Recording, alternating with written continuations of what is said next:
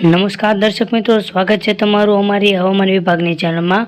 મિત્રો, આવનાર સમયમાં ગુજરાતમાં ભારેથી ભારે વરસાદ વરસવાની છે આશંકા છે। આંબાલા પટેલ દ્વારા વ્યક્ત કરવામાં આવી છે। સમગ્ર દ્રશ્યની અંદર જોઈ શકો છો સમગ્ર ગુજરાતની અંદર છે અત્યારે ભારે છે પવનો ફેંકાઈ રહ્યા છે। સમગ્ર ગુજરાતની અંદર છે તે ભારેથી ભારે કાળઝાળ ગરમી વચ્ચે છે તે માવઠું થવાની શક્યતા વધી રહી છે। મિત્રો, હજી સુધી જો તમે અમારી યુટ્યુબ ચેનલ લાઇક શેર અથવા સબસ્ક્રાઇબ નથી કરી તો મિત્રો અત્યારે તમે અમારી YouTube channel like share subscribe કરી અને બેલ આઇકન જરૂર દબાવી દેજો।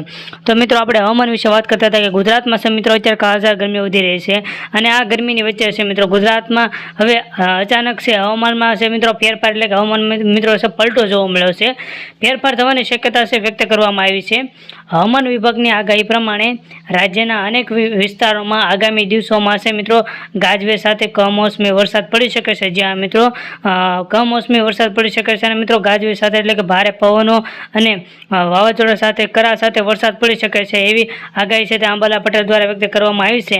અને આ પરિસ્થિતિને કારણે ખાસ કરીને છે મિત્રો ખેડૂતોને છે ચિંતા વધી રહી છે, કારણ કે મિત્રો ખેડૂતોના પાક છે ભારે નુકસાન થવાની પણ શક્યતા વ્યક્ત કરવામાં આવી છે।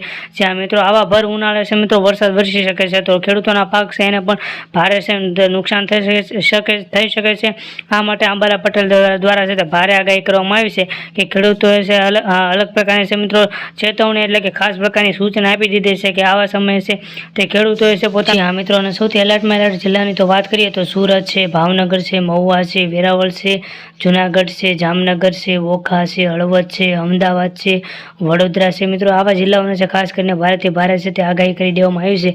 આ તો થઈ મિત્રો દક્ષિણ ગુજરાતની વાત, પરંતુ જો મિત્રો હવામાન વિભાગ દ્વારા જો ઉત્તર ગુજરાતની તો જો વાત કરવામાં આવે તો ઉત્તર ગુજરાતમાં સૌથી વધારે એલર્ટ છે તે દાહોદ છે, અમદાવાદ છે, મહેસાણા છે, પાલનપુર છે, બેલા છે, કુર્નાલ છે, તે આ ઉપરાંત ગાંધીધામ છે, હળવદ છે વગેરે જિલ્લાઓને છે મિત્રો ખાસ કરીને એલર્ટ કરી દેવામાં આવ્યા છે। અને આ ઉપરાંત હવામાન નિષ્ણાંતોના જણાવ્યા અનુસાર હાલ છે મિત્રો વેસ્ટર્ન ડિસ્ટર્બન્સને કારણે છે આવી સાયક્લોનિક સર્ક્યુલેશન જેવી બે મહત્વપૂર્ણ સિસ્ટમ છે તે સક્રિય કરવામાં આવી છે। જ્યાં મિત્રો હવામાનના નિષ્ણાંતના જણાવ્યા અનુસાર છે મિત્રો વેસ્ટર્ન ડિસ્ટર્બન્સ અને સાયક્લોન સર્ક્યુલેશન જેવી બે મહત્વપૂર્ણ છે તે સિસ્ટમ સક્રિય કરવામાં આવી છે। આ બંનેના પ્રભાવથી વાતાવરણમાં અસ્થિરતા વધશે અને કેટલાક વિસ્તારોમાં વીજળીના કડાકા સાથે તેમજ પવન ફૂંકાઈ શકે છે। જ્યાં મિત્રો કેટલાક વિસ્તારોની અંદર છે મિત્રો ભારે પવન સાથે સાથે વરસાદ પડી શકે છે અને વીજળીના કડાકા સાથે કરા પણ કરી શકે છે એવી આગાહી છે તે આંબાલા પટેલ દ્વારા છે તે વ્યક્ત કરવામાં આવી છે।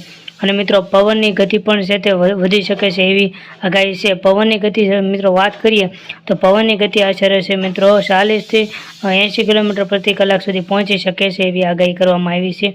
અને મિત્રો ઉત્તર ગુજરાતમાં છે તે વિસ્તારોમાં કેટલાક જેમ કે છે મિત્રો બનાસકાંઠા, પાટણ, મહેસાણા અને સાબરકાંઠામાં છે તે ભારે પવન સાથે છે વરસાદ વરસવાની છે મિત્રો શક્યતા છે તે વ્યક્ત કરવામાં આવી છે।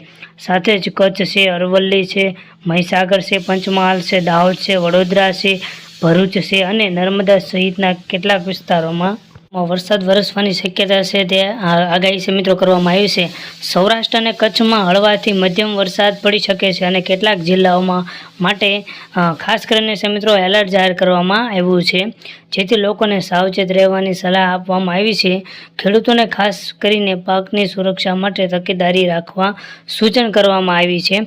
આ ઉપરાંત માછીમારોને પણ છે દરિયો ખેડવા ન જવા બાબતે છે મિત્રો ખાસ પ્રકારની સૂચના આપી દેવામાં આવી છે। તેમજ લોકોને સામાન્ય લોકોને છે તે દરિયા કિનારે ન જવા બાબતે સરકાર દ્વારા ખાસ પ્રકારની સૂચના આપી દેવામાં આવી છે।